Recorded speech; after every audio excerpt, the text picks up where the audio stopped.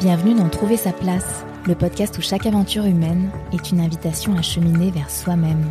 Je m'appelle Claire Grévedon, je suis coach professionnelle spécialisée en reconnexion à soi et une fois par mois, je vais à la rencontre d'êtres humains qui m'inspirent pour partager des conversations qui font grandir.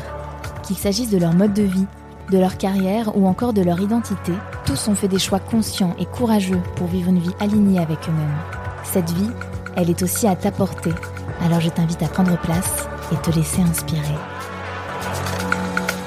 Déjà plus d'1 an que l'on part à la rencontre de parcours de vie et d'êtres humains inspirants ensemble. Pour l'occasion, j'ai décidé de vous offrir 15% sur l'ensemble de mes accompagnements parce que je crois profondément que le monde a assez de place pour que chacun d'entre nous nous autorisions à trouver et à prendre toute notre place. Et que plus que jamais, le monde en a besoin. Alors si tu te sens prêt ou prête à plonger vers toi, rendez-vous en description de l'épisode pour plus d'infos. Bonjour Maud. Bonjour Claire. Bienvenue dans notre espace, dans notre petite bulle pour ce moment qu'on va partager ensemble. Merci pour l'invitation. Avec un immense plaisir. Je dis bienvenue parce que c'est rare que ce soit moi qui accueille, mais aujourd'hui je t'accueille au Café des Habitudes qui n'est plus à présenter sur ce podcast. Il est bien connu des auditeurs et auditrices de ce podcast, mais c'est ta première fois dans ce café. Comment ça s'est passé pour toi, ton expérience à date? Ça s'est bien passé.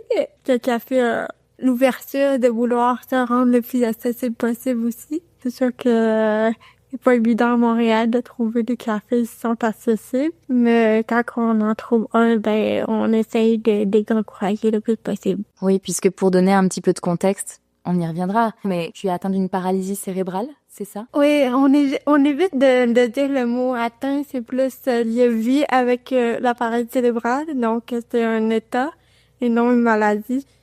Souvent, les gens confondent avec que c'est une maladie, donc c'est pas dégénératif. C'est juste que l'accouchement s'est mal déroulé, donc j'ai manqué d'air à la naissance.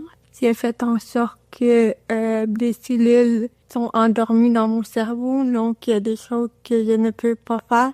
Ma principale limitation, c'est que j'ai aucune dextérité manuelle. Donc, de prendre un verre d'eau par moi-même, c'est impossible pour que j'aie une paille. De boutonner ma chemise, donc c'est des choses qui demandent beaucoup de dextérité manuelle. C'est sûr que je suis capable de marcher, mais avec certaines lenteurs aussi. Et aussi, j'aurai une audition également. Et aussi un trouble de langage parole dû au niveau des muscles du visage qui ont été affectés. Donc, il fait en sorte que le message se rend très bien au cerveau, mais une fois que je veux prononcer un message, quand on est un peu plus fatigué ou autre. Merci beaucoup de m'avoir aussi reprise sur le terme. C'est important pour moi, ça me tient à cœur de faire attention aux mots et d'être inclusive dans la manière dont je parle. Mais voilà, on est en apprentissage continu, je crois, et c'est très important pour moi de nommer les choses correctement. Donc merci de m'avoir reprise et puis aussi de donner un peu plus de contexte, ce qui met la table sur la conversation qu'on va avoir aujourd'hui et la personne vraiment exceptionnelle que j'estime que tu es. On va en parler plus amplement, mais pour donner un petit peu de contexte, j'aime bien raconter sur ce podcast comment j'ai rencontré les personnes que j'invite. On s'est rencontrés à la JCCM, donc qui est la Jeune Chambre du Commerce de Montréal. Au passage, la plus grande jeune chambre du commerce au monde. Donc, on en est bien fiers. C'est un vivier de personnes exceptionnelles parce que c'est pas la première fois que j'invite quelqu'un sur ce podcast que j'ai rencontré via ce biais. Tu as un rôle particulier d'ailleurs dans la Jeune Chambre actuellement, si je me trompe pas. Je suis bénévole, donc je fais partie du comité expérience membre, donc de justement aider les bénévoles et l'équipe permanente de pouvoir faire des activités et de s'assurer que l'expérience membre soit au plus maximal possible et satisfaisante. À la Jeune Chambre de commerce de Montréal.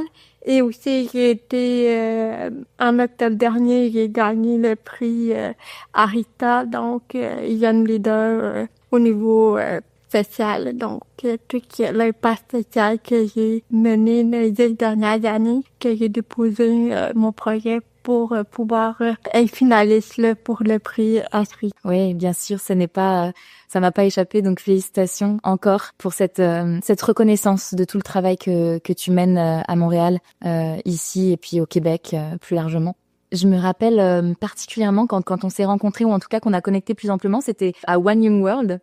Et c'était donc One Young World, pour mettre un petit peu de contexte, c'est un forum international pour dont la mission est de promouvoir, encourager et connecter les jeunes leaders qui souhaitent avoir un impact positif dans le monde, donc qui mènent des projets pour contribuer à un monde meilleur. Ce qui m'avait frappé, c'est que tu m'as dit que ça a été, d'un point de vue accessibilité, c'était compliqué de se rendre à l'événement. Et on pourrait se dire, c'est un événement qui justement cherche à avoir un impact positif dans le monde. Puis c'était un très bel événement. Enfin, je pense que toutes les deux, on a passé une journée incroyable. Mais ça m'avait marqué le fait que ce soit difficilement accessible pour toi.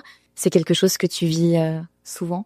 Oui, effectivement, c'est pour le fait que la Chambre de commerce nous a donné la chance de pouvoir participer à ce grand événement qui est de grande envergure.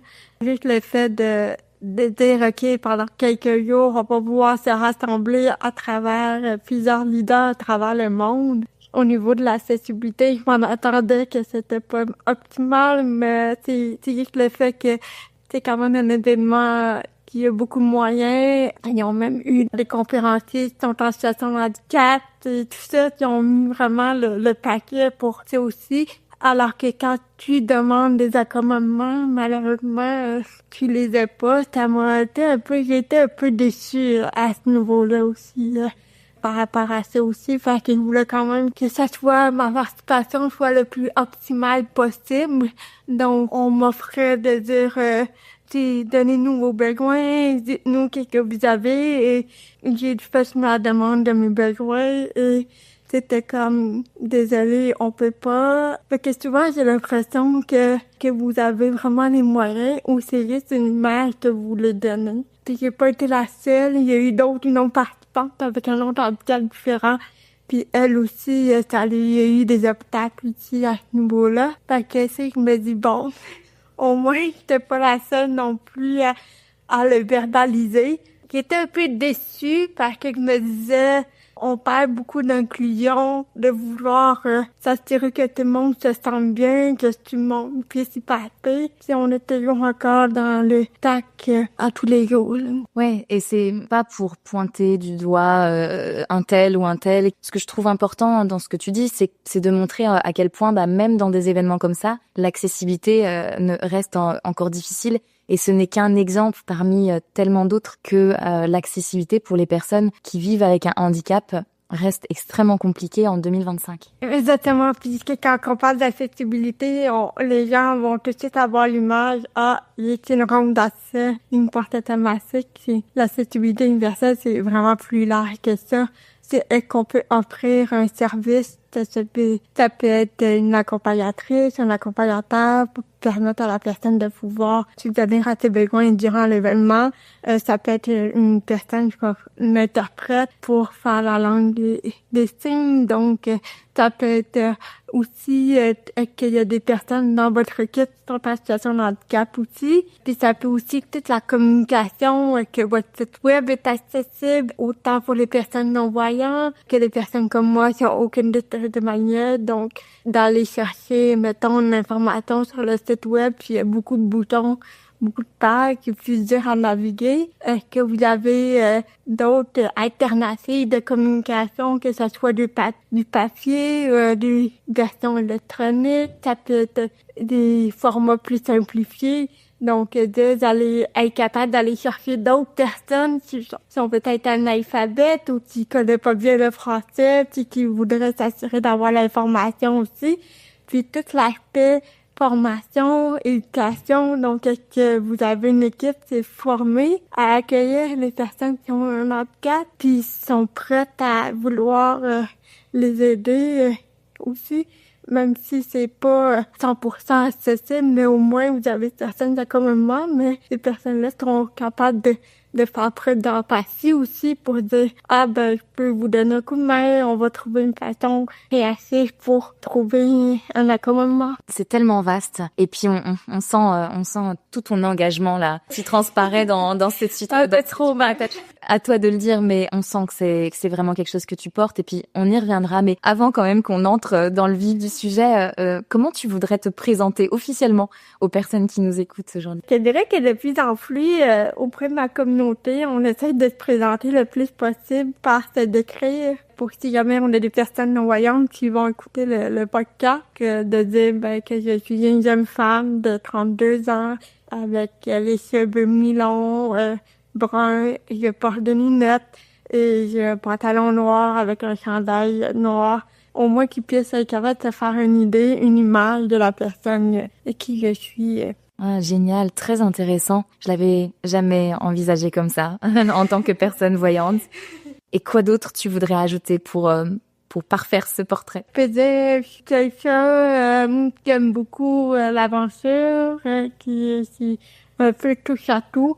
Souvent, on a tendance à dire que c'est d'une passion. C'est un peu comme mon père, il y a tellement de choses dans la vie, il y a tellement de choses à essayer, à découvrir que j'aime partir à l'aventure aussi. J'aime bouger aussi. Puis je suis une femme quand même assez sportive aussi, également. J'aime beaucoup être autour de plusieurs personnes pour justement travailler tout ensemble pour avoir un meilleur but ensemble. Ouais, tu m'as dit avant qu'on allume le micro que tu faisais de la danse, de la boxe, de la gym.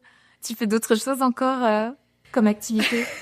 Non, c'est un peu ces trois-là un peu les plus principaux, mais tu sais, l'hiver, j'aime bien faire du ski adapté, donc sinon l'été, j'aime bien faire du paddleboard adapté. Donc j'essaie le plus possible de diversifier. Il y a des semaines, j'allais faire du patin adapté, donc très très large aussi. Il y a une question qui me tient à cœur dans ce podcast, c'est de demander à mes invités, donc je te la pose. C'est quand la dernière fois que tu t'es sentie à ta place? Ouais, un événement que j'ai pris dans ma vie, j'ai eu l'occasion de pouvoir vivre une expérience où que pendant un mois, je vivais avec des personnes que je ne connaissais pas, donc des personnes qui avaient différents handicaps, une personne qui avait pas d'handicap, et on vivait 24 heures sur 24 ensemble, et j'avais une accompagnatrice pour mes besoins et tout, pour m'accompagner. Il y a des journées où on se retrouvait tous ensemble, notamment où on a décidé d'aller à la cabane à sucre sur un coup de tête. Et donc, on a fait, puis c'est ça, finalement, on s'est ramassé là, puis on s'est vraiment fait un moment tout ensemble. Je trouvais que c'était vraiment un moment où que, bon, ok, il y avait des personnes différentes, des personnes que j'apprécie, puis il y a pas de, on voit pas de... Je me trouvais à ma place, comme bon, je suis en train de vivre un bon moment avec des personnes que j'apprécie. C'est juste le fun, puis il y a pas de regards ou d'autres choses ou de commentaires et choses comme ça donc j'ai vraiment apprécié ce moment-là. Ce que je retiens de ce que tu partages, c'est deux choses. Le fait, bien sûr, que tu ne te sentes pas observé, commenté sur ton handicap, et le collectif. On sent très fort l'importance pour toi d'être avec d'autres personnes, de connecter, de créer des liens. Ouais, exactement. De toute la connaissance et l'intelligence collective, émotionnelle aussi pour justement, je trouve que c'est super important, c'est très très peu exploité aussi. Puis pas que en l'amenant toutes des idées différentes, on peut amener quelque chose pour aller l'avant aussi, là. C'est quelque chose que tu expérimentes actuellement dans la mission que tu te donnes de collaborer et de créer de l'intelligence collective? Oui, exactement. Puis depuis les dernières années, j'essaye de sortir un peu de la communauté des personnes en situation de handicap, où justement mon implication avec la Jeune Chambre de commerce de Montréal, puis avec d'autres organisations pour dire allô, on existe, on aimerait savoir notre place aussi là-dedans aussi, de dire, de cogner à des portes. C'est moi qui me suis dit, ok, peut-être que cette porte-là va m'enfermer sur le nez, mais c'est pas grave, mais au moins j'aurais essayé aussi. C'est ça que j'ai quand même, je suis assez combative, donc moi, souvent les gens me disent, t'es vraiment forte, t'es vraiment inspirante de vouloir arriver à un événement, que ta photo roulante, puis que tu sais très bien que ça sera peut-être pas accessible, puis là, tous tes regards vont être tout autour de toi, puis tu vas quand même t'imposer, puis tu vas arriver à cette place-là, puis tu vas dire, il va me rendre à tel endroit pour tel événement. Je l'ai fait. j'ai dérangé 20 de monde, je l'ai fait, mais il y a des moments où que je voudrais juste aller à un événement comme toute personne, c'est pas de handicap, puis juste me suppléer un peu dans la foule, puis dire que je suis arrivée sans nécessairement faire les grandes trompes, comme on dit, là. Donc, c'est ça. Des fois, ça me manque un peu cette invisibilité. C'est drôle parce que souvent on aspire, on dit qu'on aspire à être vu, à se voir nous, etc. Enfin ouais, à être vu quoi. Et toi là, tu dis ben ouais, mais moi j'aimerais bien parfois être entre guillemets invisible ou en tout cas être juste faire partie de la masse, de la foule sans avoir tout ce qu'il y a autour qui est inhérent au handicap. Ouais, c'est ça, tu veux avoir toute cette attention-là, puis tu vois, les gens pensent que je veux cette attention-là, puis moi, tu sais, je m'en vais dans un souper avec un groupe de personnes, puis là, c'est moi qui parle le moins. Parce que le handicap prend déjà de la place. Oui, prend déjà de la place, puis aussi, souvent les gens vont vouloir savoir comment ça s'est passé, comment ça fonctionne. Ça me dérange pas de raconter mes histoires, mais souvent, j'essaie de me remettre un peu en retrait parce que je trouve que ça prend trop de place, là.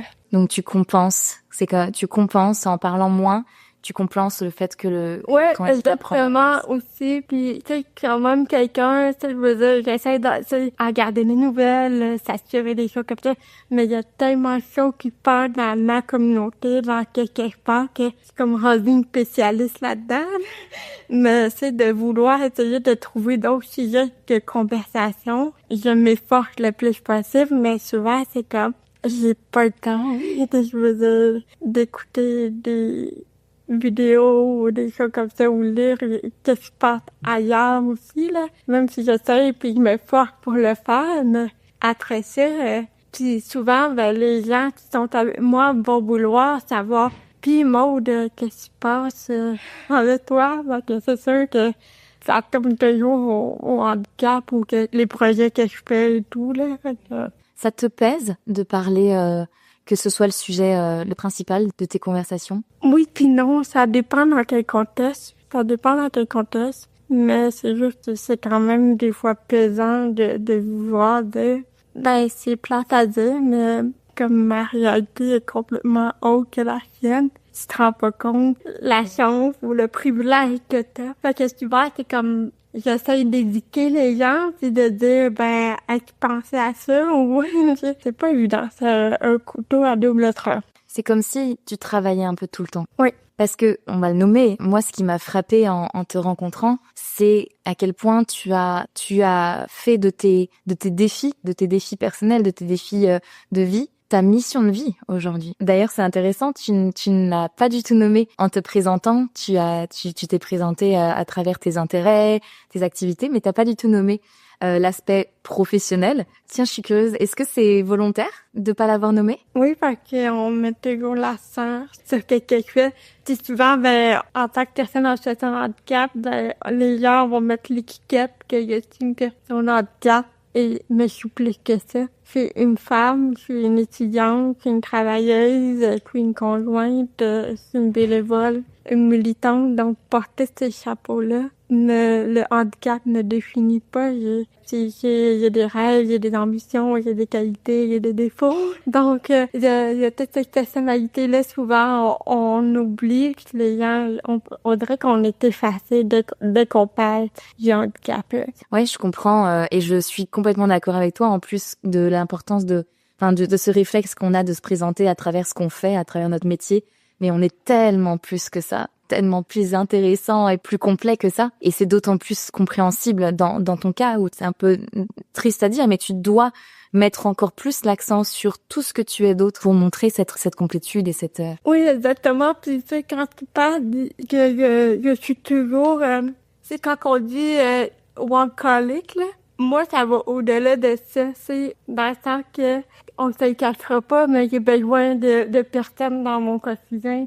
qui viennent m'aider quelques fois par journée dans mes journées pour m'aider à faire ma routine du quotidien. Mais je suis toujours en train d'interagir avec quelqu'un, des inconnus, des personnes que je connais moins que je connais ou que j'apprends à connaître. Je suis en quelque sorte dépendante de ces personnes-là si je veux fonctionner dans la vie, qui fait en sorte que je suis toujours en train dans un mode de diplomatie. C'est des relations d'aide, relations pour s'assurer que si la personne va m'aider, ben il faut que je sois gentille, agréable.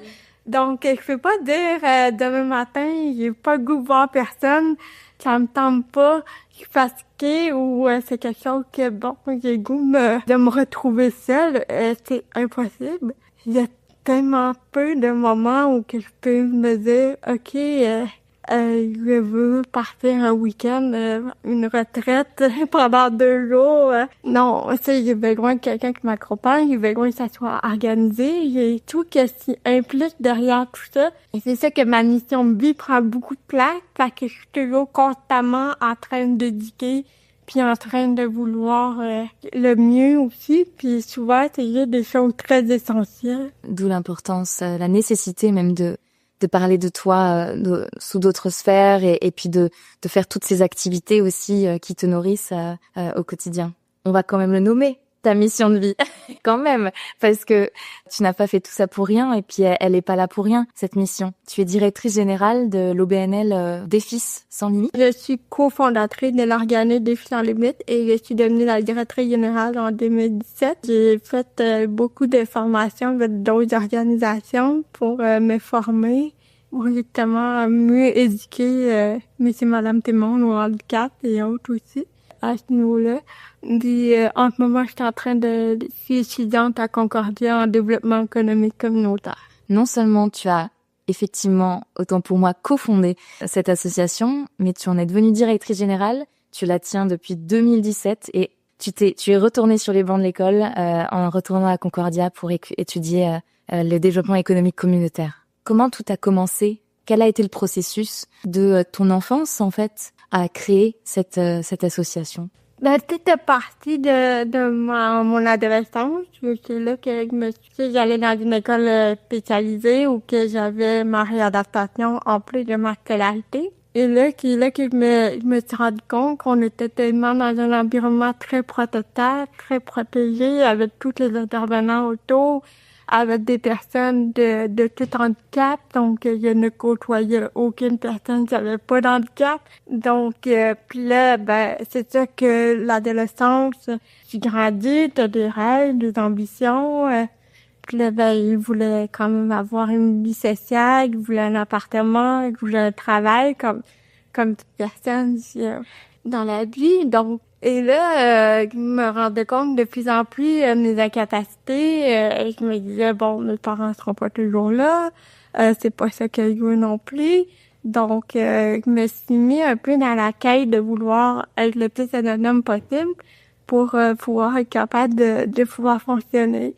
J'ai tout mis ça en place et j'ai frappé un mur parce qu'à un moment donné, ben beau faire toutes les thérapies du monde, mais si ça prend 3 heures à t'habiller, après ça, j'ai plus d'énergie pour aller travailler ou faire mon épicerie. C'est pas gagnable. Donc, il fallait que je me dise, OK, il va falloir que je fasse le deuil, que je vais avoir besoin d'aide tous les jours, qu'il va falloir que je fasse rentrer du monde dans mon quotidien, dans mon intimité. Et après ça, je me suis renseignée sur comment avoir un appartement. Là, il y avait des listes d'attente à pu finir pour avoir des services. Après ça, avoir un travail, c'est sûr que là, c'était comme, OK, j'ai pas secondaire 5, comment que je peux essayer de trouver un travail? Donc là, je me suis dit, pourquoi pas, je vais faire du bénévolat, je vais faire des stages. Donc, j'ai essayé toutes les opportunités possibles pour pouvoir essayer de voir un peu qui je suis, c'est quoi que j'ai le goût de faire, c'est quoi que je veux pas faire, un peu me tester en même temps à dire c'est quoi que j'aime pas. Puis là, c'est là que je me suis rendu compte que plus que j'avançais en âge, le moins de services, s'ils avaient le moins dans moins de services. Et à partir de 18 ans, pour ceux qui sont pas dans des écoles spécialisées, moi, c'est jusqu'à 21 ans. Après ça, t'es un peu laissé à toi-même, dans le sens que t'as plus de physio, t'as plus d'ergo, de thérapie que t'as au quotidien. T'es un peu jeté dans la jungle, donc la vraie vie. Puis là, je me disais, OK, il veut sortir, il veut avoir une vie, une participation sociale, puis comment il va falloir que je sois toujours au crochet de mes parents pour m'accompagner. Donc, je trouvais ça un peu frustrant. Puis je me disais, bon, ben pourquoi à 18 ans, on reçoit plus d'allocations que les parents recevaient pour avoir du répit ou avoir une accompagnatrice pour faire des activités et autres. Et je me suis dit, ça peut pas rester comme ça. Et j'ai commencé à mijoter dans ma tête en me disant, OK, qu'est-ce qu'on peut faire pour... Parce que là, je veux pas être la seule dans cette situation-là. Donc, il y a sûrement d'autres personnes en situation de handicap de mon âge qui veulent travailler, qui veulent faire du bénévolat, qui veulent continuer à étudier, mais qui veulent quand même avoir une participation sociale. Puis, ils donnent toujours l'exemple le plus banal pour aider les gens à se faire une image. Pas sûr que toi, Claire, à 18 ans, t'aurais voulu aller à un bar avec tes parents. Essaye, c'est comme... Donc, tu sais, ça met vraiment une image de dire, OK, ouais, et c'est comment qu'on peut trouver une solution. Et c'est là que je me suis mis à faire des recherches, à savoir s'il y avait des organismes qui offraient de l'accompagnement. Puis on se le cachera pas, c'est sûr que les personnes en situation de handicap, on est dans une situation économique très précaire, dans le sens que tout coûte cher, donc tout est plus dispendieux dans le sens qu'on a besoin d'autres frais reliés au handicap ne sont pas couverts. Donc comment qu'on peut compenser? Puis même, je voyais d'autres personnes de mon âge qui disaient ouais mais moi j'ai pas d'argent pour payer quelqu'un pour m'accompagner, en plus de payer la sortie pour lui, de payer son service, puis après ça payer moi ma sortie, que souvent, on se retrouvait avec des personnes qui étaient dans l'isolement social.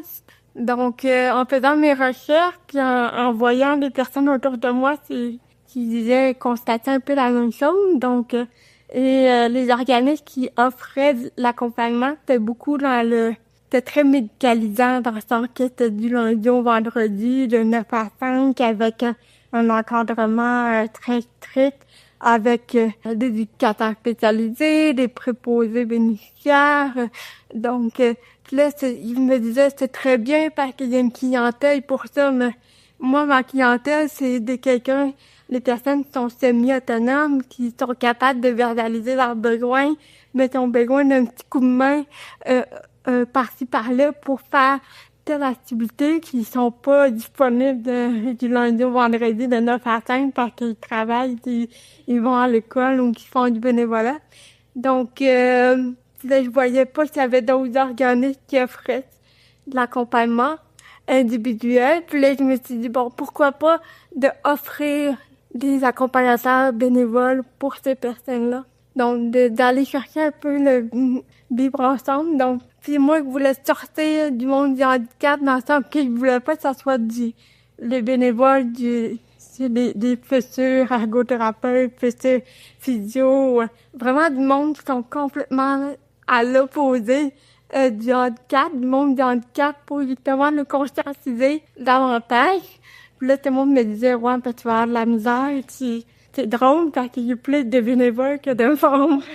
Quel beau message, surtout dans ces temps actuels, quel beau message d'humanité, de savoir qu'il y a en réalité, oui, il y a des gens qui veulent contribuer, oui, il y a des gens pour qui le vivre ensemble est important, pour qui voient les personnes en situation de handicap, qui les voient et qui veulent les aider. Merci de le partager, c'est un beau message d'humanité. Oui, vraiment, c'est ce que je trouve très important de le mentionner parce qu'il y a tellement de choses qu'on n'est pas reconnaissant aussi à ce niveau-là. Puis je pense qu'il faut prendre le temps de le dire. Puis c'est à partir de là que je me suis dit, bon, on retourne, ça va faire 10 ans quand même, parce que je l'ai créé en 2015, donc on va fêter nos 10 ans en octobre prochain. Il a commencé à partir ça avec l'ami qui était un ancien moniteur de camp de vacances, qui travaillait avec des personnes en situation de handicap, qui voyait le besoin derrière tout ça. Et à l'époque, il étudiait au HEC, qu'il devait créer un plan d'affaires pour une entreprise. Puis il m'avait dit, on va prendre ton idée de créer ça. Puis finalement, on l'avait présenté à ses professeurs. Puis c'est ça que c'était quand même un cours où qui voulait statuer une entreprise qui avait des profits. Alors que nous, on n'avait aucun profit. Fait que c'était très comique, là, parce qu'on était complètement à dehors de la plaque de tous les autres élèves.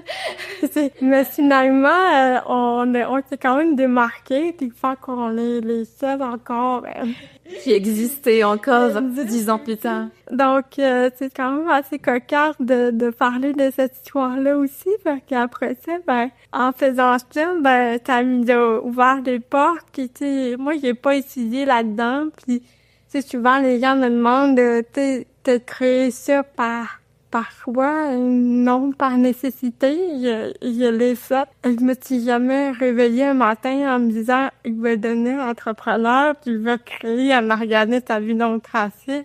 Moi, c'était comme, bon, il y a quelque chose qui va pas, puis on va essayer de trouver une façon pour régler un problème que malheureusement les instances gouvernementales ne peuvent pas répondre. Fait que, il y a beaucoup de essais-erreurs, puis ça prouve qu'avec la persévérance, il était capable d'amener ça à 10 ans, tranquillement pas vite, à essayer de créer une communauté, puis essayer aussi de justement faire valoir que l'organisme a sa place aussi.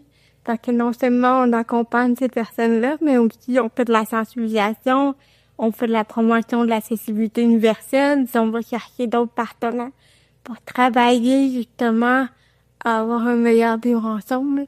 Comme quoi, on peut être complètement à côté de la plaque à un moment et quand même réussir, et non seulement réussir, mais avec la persévérance, comme tu le disais, avec l'engagement, créer quelque chose qui 10 ans plus tard existe bel et bien, aide concrètement les gens, contribue à un monde meilleur.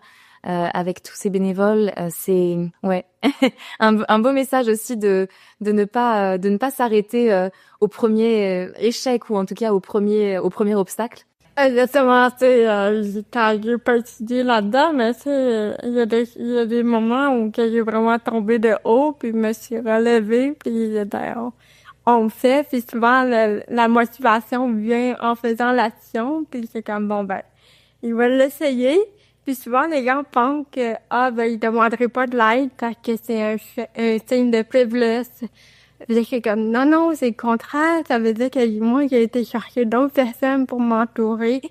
Parce que non seulement c'est devenu ma force parce que j'étais en situation de handicap, j'avais pas le choix d'aller chercher d'autres personnes pour m'aider dans mon quotidien.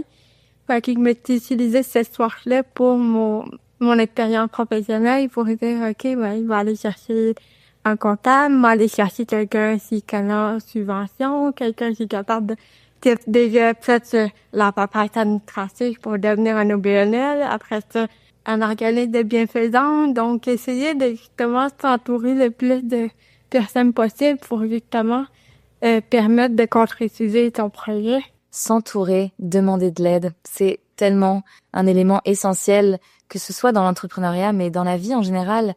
On dit même que ça prend un village pour élever un enfant, ou c'est l'importance de l'entraide, en fait. L'importance de l'entraide qui commence par le fait de savoir demander de l'aide, effectivement, ce qui est loin d'être évident, puis d'autant plus quand on est déjà dans un contexte comme toi, à avoir cette nécessité d'avoir l'aide au quotidien, de devoir en plus demander de l'aide pour d'autres éléments. C'est peut-être à la fois plus facile, entre guillemets, parce que c'est ton quotidien, et en même temps, t'as pas forcément envie de demander en plus de l'aide. Ouais, effectivement, t'as un challenge des deux côtés, fait que faut que c'est ça qu'il faut que tu y ailles. c'est à petite dose, tu te dis, bon, ben, OK, comment je peux trouver des alternatives aussi, mais la pire chose qui peut arriver, c'est un non. Exactement. La pire chose qui puisse arriver, c'est un non. Est-ce qu'on va mourir? Et non, surprise. Ouais. Et j'ai entendu quand tu as dit, particulièrement quand tu as dit, non, c'était pas un choix, je l'ai pas fait par choix, c'était par nécessité. Et en même temps, je sais qu'il y a quelque chose qui te tient à cœur depuis toujours et que tu en as fait ta mission à travers cette association. C'est l'importance d'être considéré par les autres personnes comme une personne à part entière. Exactement. C'est quelque chose qui t'anime quand même très profondément, ça. Oui, fait que c'est sûr que depuis que mon jeune âge, je me rendais compte que c'était comme, OK, je suis quand même oui, je suis une personne en situation de handicap, on se le cachera pas, mes limitations sont plus visibles que d'autres personnes, donc c'est sûr que ça suscite des questions, des interrogations, ou même tu vois, c'est drôle, les enfants, ils vont me regarder puis ils vont dire à leurs parents, pourquoi la madame m'accroche comme ça? Mais je trouve ça drôle parce que c'est des enfants, les autres, ils ont pas peur de se poser des questions, puis c'est normal, puis de le laisser, si tu vois, mais c'est de très jeune aussi, je me suis rendu compte que, bon, le regard aussi, puis même si quand j'avais d'autres personnes qui ont un plus grand handicap que moi, c'est encore pire. Souvent, ben, c'est ça que avec à la longue, je vois plus les regards parce que, bon, ben, je me suis habituée et j'ai pris confiance en moi et tout. Mais moi, c'était super important que il voulait pas être au crochet de la société.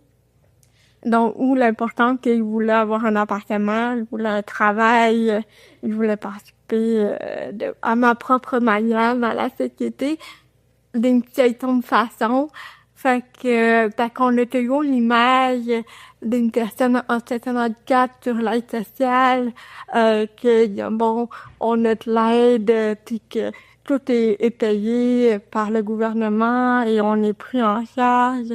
Donc, bref, je voulais vraiment d'initier cette image-là que on pouvait être autant une personne en situation de handicap qu'une femme travailleuse, militante, bénévole aussi, là. C'est pas important de vraiment être une personne à part entière, que malheureusement, on est dans une société où que c'est l'apparence qui compte, c'est la performance, de vouloir toujours plus. Donc, souvent, les gens, quand ils me rencontrent, oh, ça fait du bien de ralentir, de prendre le temps c'est comme, c'est juste de dire, OK, je suis quand même quelqu'un de très actif, mais surtout l'hiver, elle doit me restreindre à une sortie ou deux par jour parce que, bon, le transport adapté, je peux pas l'avoir comme un claquement de doigts. Donc, il y a beaucoup d'attentes, j'ai aucune idée à quelle heure il va arriver, à quelle heure il va partir. Donc, tout de timer le tout qui fait en sorte qu'il doit justement dire, OK, faire des choix, de dire, OK, je fais ça au lieu de faire ça, ou il va trouver des alternatives parce que sinon, s'il n'y arriverait pas. Donc, c'est quand les gens me disent, ah, j'aimerais bien faire ça comme toi parce que je cours un peu partout. Qu'est-ce que tu as envie de leur répondre à ces gens-là? Ben, et souvent, je leur dis, ah, c'est bien chanceux de pouvoir d'avoir, ouais, dans le temps que ça dépend dans quel contexte, mais c'est du vois, je me dis, ben, si j'étais à ta place, moi, j'aimerais bien avoir tes deux jambes qui fonctionnent très bien, pour pouvoir prendre le métro ou autre, ou de conduire une voiture. Puis souvent, ben, de dire qu'ils sont quand même chanceux aussi, de pas, de faire leur saut par les autres, même sans devoir attendre quelqu'un. Donc, être non dépendant de quoi que ce soit, là. Comment tu le vis justement dans une société où justement la performance est encore privilégiée ou encouragée, et même si on sent quand même un vent de changement par rapport à ça. En tout cas, moi, je le vois peut-être dans mes sphères à moi, peut-être moins dans la sphère corporative encore. Mais comment tu le vis toi dans cette société? Et sachant en plus que tu es une personne extrêmement dynamique, qui a envie de faire plein de choses, qui a plein d'envies, plein d'idées, plein de projets. Oui. C'est plus l'aspect de performance. Je trouve que la performance est tellement présente. Je trouve que c'est plate qu'en tant que société, on donne pas les moyens que la personne puisse le faire. Je te donne un exemple. Dans le sens que j'ai des limitations physiques que je peux pas taper comme une personne relativement pas dans le cadre. Donc, écrire un courriel, ça me prend 2 fois plus de temps qu'une personne qui n'est pas dans le cadre. Donc, moi, je me dis, OK, est-ce que c'est possible? On est dans une ère de performance, de technologie, puis souvent, on dit, la technologie règle le problème, t'as juste à utiliser la technologie, ils vont le faire pour toi, puis ça va être ton aide. Alors que, souvent, t'apprends une personne physique pour faire certaines tâches, qui m'aiderait beaucoup, qui me permettrait de justement faire mon travail de façon bien et en continu sans nécessairement m'épuiser. Puis aussi, donc c'est ça, c'est de le faire, de pas me donner les moyens. Encore une fois, c'est toujours une question de on n'a pas les fonds, on n'a pas la... Tu sais, on a une personne dans notre équipe pour le faire, mais c'est pas dans la description de tâche. Donc, c'est tous les aspects d'accommodement qui est un peu très difficile à aller chercher. Puis, je me dis toujours que on veut être inclusif, on veut s'assurer que tout le monde ait sa place, mais on n'est pas capable de donner les moyens concrètement pour le faire. Et toi, tu y contribues à travers Défis sans limites et tous les bénévoles et toutes les personnes qui participent. Je me rends compte qu'on n'a même pas présenté cette association et sa mission qui va faire beaucoup de sens en le présentant avec le fait de dire que tu as tellement à cœur que chaque personne qui vit avec un handicap est avant tout une personne comme une autre. Oui, c'est sûr que le Défi sans limites a été créé par et pour les personnes en situation de handicap. Puis c'est vraiment d'offrir des accompagnateurs bénévoles pour faire des activités 1 à 2 fois par mois dans un contexte communautaire et autres. Puis c'est ça qu'on s'en va juste avoir du plaisir entre amis et justement de permettre aussi de faire de la sensibilisation juste en allant faire une activité. On sensibilise les gens autour de nous qui sont lors de l'activité aussi. Fait que c'est vraiment ça aussi. Puis pas que Défis sans limite, c'est de vraiment de donner l'espace à ces personnes-là de justement être le plus autonome possible, parce que grâce à Défis dans les dernières années, j'ai vu des membres s'ouvrir beaucoup, donc des personnes qui prenaient juste le transport adapté, donc là ils prennent le métro, l'autobus, ou même qui n'osaient pas trop sortir sans leurs parents, donc là une meilleure autonomie, de vouloir vraiment être capable de faire du bénévolat, de vouloir s'engager, ou même si une personne qui a décidé d'aller vivre en appartement. Donc, je trouve que c'est des impacts qui sont peut-être très minimes, mais sont super grands. Puis souvent, on a de la misère à les verbaliser, à les rendre visibles aussi, là. Surtout. Parce que surtout, on se le cachera pas, c'est un OBNL, on est constamment en train de chercher des fonds pour fonctionner. Puis souvent, les variables de fonds, ils veulent des impacts concrets. Et souvent, c'est en chiffres. Et souvent, je leur dis, j'ai pas beaucoup de monde, mais les impacts sont hyper importants, mais c'est très... Donc, on est toujours à la recherche de comment qu'on peut avoir un meilleur impact possible, comment le rendre plus visible là, aux yeux de la société pour dire « Ah oui, on a vraiment besoin de cet organisme-là continue pour avoir un réel impact. » Ouais, c'est le défi.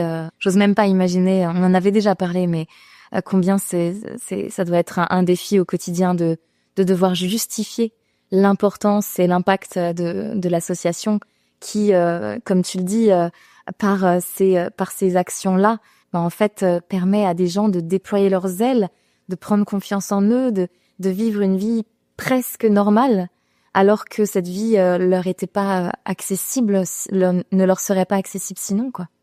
Exactement. Puis moi, mon rêve avec cet organisme-là, ça serait de l'amener à vouloir offrir justement le plus grand nombre possible de personnes et aussi leur offrir de façon individuelle, donc l'accompagnement individuel des personnes qui souhaiteraient faire un petit séjour à l'extérieur de Montréal, que ce soit pour affaires, pour le plaisir, ou quelqu'un qui a besoin d'aide pour aller voter ou aller faire son épicerie. Donc, c'est vraiment offrir un accompagnement personnalisé aussi pour permettre à un plus grand nombre de personnes de pouvoir être plus présent dans la société aussi là, à ce niveau-là, tout en offrant toujours de l'accompagnement et aussi de l'éducation sur l'accessibilité universelle. Un sacré beau rêve. Et te connaissant, un rêve accessible. Parce que quand on voit ce que tu as accompli en 10 ans, la prochaine dizaine d'années est ouverte à tous les possibles. Justement, de quoi tu es la plus fière, peut-être, de ce parcours-là que tu as mené jusqu'à maintenant? D'avoir tenu tête aux personnes très, très proches de moi qui ne croyaient pas. Dans le sens que, oui, ils croyaient en moi, mais dans le sens que, c'est de me lancer en affaires, de me lancer dans quelque chose d'inconnu, puis faire que c'est dans tout projet, que tu sois en situation de handicap ou pas, ton entourage est très, très intrusif, là. Mais là, moi, il y avait aussi tout l'aspect du handicap qui embarquait là-dedans, donc c'est encore pire. Mais d'avoir tenu tête et de dire non, j'ai fait pareil malgré toutes les spectacles que je vais avoir. Tu vas en avoir, tu vas toujours en avoir. Fait que pas que tu sais, d'avoir tenu tête et de dire je l'ai fait, je suis rendue là. Puis j'en suis fière là, d'être rendue là. Waouh. Ce qui me monte en t'entendant, c'est à quel point tu refuses le statu quo. Tu as tenu tête à ton entourage qui, oui, croyait en toi, mais qui ne croyait pas qu'un tel projet soit possible.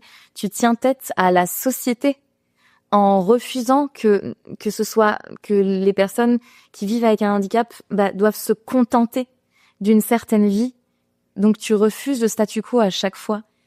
C'est tellement inspirant, Maud. Vraiment, merci de partager ça aujourd'hui, parce que ce soit des personnes qui vivent avec un handicap comme des personnes qui n'en ont pas, j'en suis absolument certaine que tout ce que tu partages résonnera, ou en tout cas qu'il y aura des choses qui résonnera auprès de tout un chacun. Et puis il y a quelque chose d'ailleurs en nommant ça qui me vient, dont on a discuté tout à l'heure hors micro, c'est le fait que tu dis que tout le monde va vivre une situation de handicap un jour dans sa vie. Tu veux peut-être en dire un mot? Oui, je fais de plus en plus d'ateliers auprès de mon organisation, puis aussi en dehors de tout ça, parce que moi, je suis un peu une formatrice dans l'âme, tu sais. Donc, éducatrice, et moi, je trouve ça tellement drôle. J'ai décidé de rajouter la question, combien de pourcentage, selon vous pensez qu'une personne va vivre une situation de handicap un jour ou l'autre? Si tu vas, ils mettent 33%, 75%, tu mets 80%, peut-être ils mettent 100%. Tout le monde levait la main à partir de 80. Puis là, ils disaient, vous avez mal lu la question. Je leur dis, c'est quand que vous êtes sûrement, on va tous vieillir un jour. Vous allez juste peut-être porter des lunettes. Vous allez perdre les incapacités. Donc, on va tous se retrouver en situation de handicap un jour ou l'autre. Aussi, c'est ça va être des handicaps temporaires ou permanents. Ça dépend de chacun. Mais on peut donner l'exemple d'une personne, d'une femme enceinte qui va avoir un enfant et vont se promener en poussette avec ses enfants. Ben, elle va se retrouver en situation de handicap, que c'est peut-être les commerces sont accessibles aussi. Des personnes qui vont avoir une foulée à la cheville vont se retrouver en situation de handicap, mais ça va être temporaire d'aller guérir, mais d'être en situation de handicap pendant un certain moment. Donc, de prendre conscience que même l'hiver, vous voulez déneiger votre auto, ben vous êtes en situation de handicap, parce que vous devez déneiger votre auto pour aller travailler. Donc, c'est ça, c'est de toujours avoir l'aspect que le handicap, c'est tellement large qu'on on sait pas si ça va nous arriver un jour, mais ça pourrait nous arriver, puis ça va nous arriver d'une certaine façon aussi. Puis j'aime quand même mentionner aussi que souvent le handicap, c'est pas c'est le plus handicapant. C'est l'environnement, c'est souvent le plus handicapant que le handicap lui-même.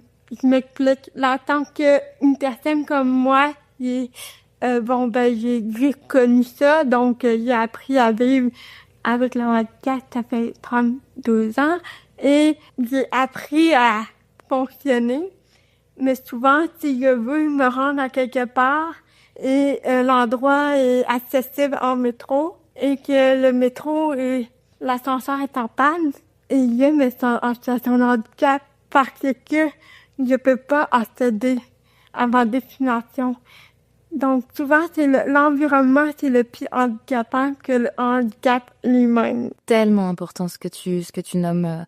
C'est l'environnement qui te met en situation de handicap parce que toi, tu as appris à vivre avec. L'environnement t'y ramène en permanence parce que le monde, la société n'est pas conçue pour les personnes qui vivent avec un handicap. Est-ce que tu vois du mieux?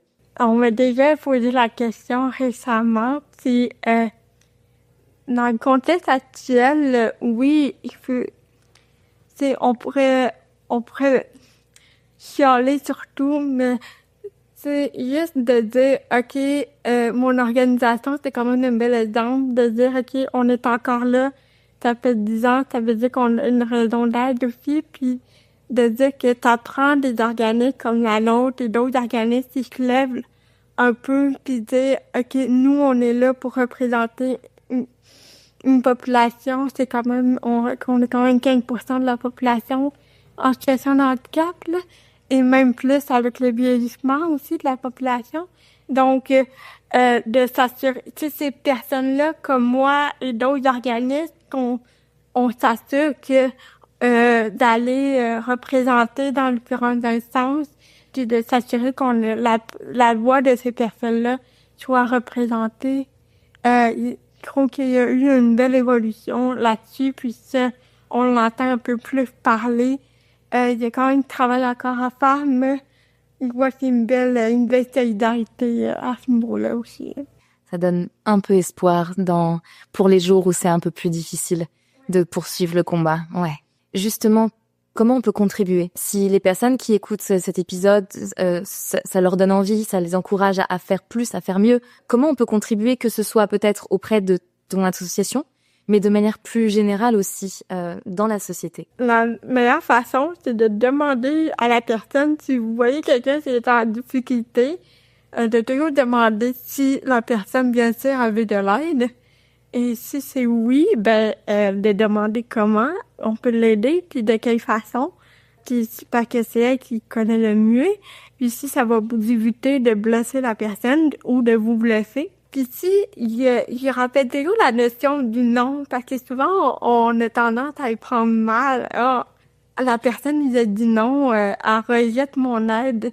Peut-être parce que la personne, elle peut être capable de le faire elle-même, puis elle n'a pas besoin d'aide, ou elle a besoin d'être en train de pratiquer parce que elle a besoin de mettre son manteau tout seul quand elle est sortie à l'extérieur. Donc, il y a des choses comme ça, de dire, OK, j'ai demandé, la personne, elle m'a dit non, merci, je le prends pas mal, puis si vous revoyez la même personne, c'est peut-être pas un non définitif, mais redemandez-là la question, puis peut-être cette fois-ci, la personne va avoir besoin de votre aide aussi. Je pense que c'est une question justement de jugement aussi à ce niveau-là aussi. Puis je pense que aussi d'avoir l'esprit ouvert aussi, d'éviter les préjugés dès le départ. On a souvent tendance à voir une personne, telle personne est en fauteuil roulant, elle pourra pas faire telle chose. Vous pouvez lui demander avant de supposer déjà d'emblée cette personne-là pourra pas faire aussi, que de vous poser plus de questions, de poser la question à ces personnes-là aussi.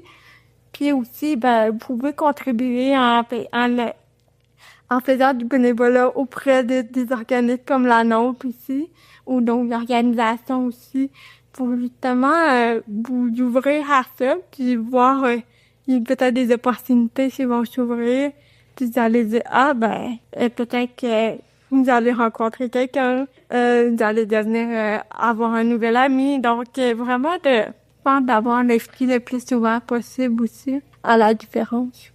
L'esprit le plus ouvert possible à la différence, ouais. Évidemment, je mettrai toutes les informations les coordonnées de ton association dans la description, peut-être d'autres associations si tu as envie de mettre la lumière sur certaines. Peut-être une dernière question que j'aurais pour toi, parce que je te vois et je vois toute cette confiance que tu as bâtie en toi, toute la drive qu'on nommait tout à l'heure que tu possèdes, qu'on soit en situation de handicap ou pas en situation de handicap. Je suis bien placée pour savoir que on peut en manquer de confiance. La drive, c'est quelque chose qui est pas toujours inné. Bref, ma question, c'est qu'est-ce que tu aurais envie de dire ou quel conseil tu aurais peut-être envie de donner à des personnes qui ont envie de vivre plus pleinement leur vie, que ce soit, encore une fois, en vivant avec le handicap ou non, mais qui se sentent restreints, qui n'osent pas aller plus loin, qui n'osent pas faire plus, je pense que de faire un peu ce que j'ai fait, de dire oui à toutes les opportunités qui se présentent à vous. Dans le sens que, moi, quand j'étais adolescente, je me suis dit, je sais pas qu'est-ce que je dois faire. Donc, toutes les opportunités qui me semblent peut-être moins intéressantes ou intéressantes, il le fait, il le sait, puis après ça, le pire des cas qui peut arriver, c'est que ça vous aimez pas ça, puis vous arrêtez, puis je pense que c'est la meilleure façon de connaître aussi. Puis je pense que ça nous permet aussi de prendre conscience de nos limites, puis qu'est-ce qu'on peut réellement dans la vie aussi, là. Je pense que ça nous permet de grandir émotionnellement, puis aussi de dire, OK, c'est oui, c'est non. Puis peut-être rencontrer des nouvelles personnes qui vont nous amener à d'autres choses. Donc, des fois, ça peut faire un effet de boule de neige aussi, là, à ce niveau-là aussi. Je pense que c'est ça, c'est vraiment de vous impliquer, que ce soit dans votre communauté ou en dehors de votre communauté, essayer de justement sortir un peu de votre zone de confort, qui souvent peut-être, ça peut paraître difficile, ça peut faire peur, mais allez-y, le pire qui peut arriver, c'est ça fonctionne pas, puis on passe à autre chose. Exact, ouais. Dire oui aux opportunités, ouvrir une porte, même une petite porte, et voir toutes les autres portes qui peuvent s'ouvrir derrière. Oui, parce que moi, que j'ai appris assez jeune, c'est qu'il y a personne qui va cogner à votre porte qui vous dit que non, ça ne fonctionne pas. C'est vraiment se fermer les yeux. Puis il faut aller cogner aux portes. Puis si j'aurais pas fait ça, je serais pas là aujourd'hui. J'ai aucune idée où que je serais, mais c'est sûr que je serais pas assis devant toi, Claire, en faisant ce podcast.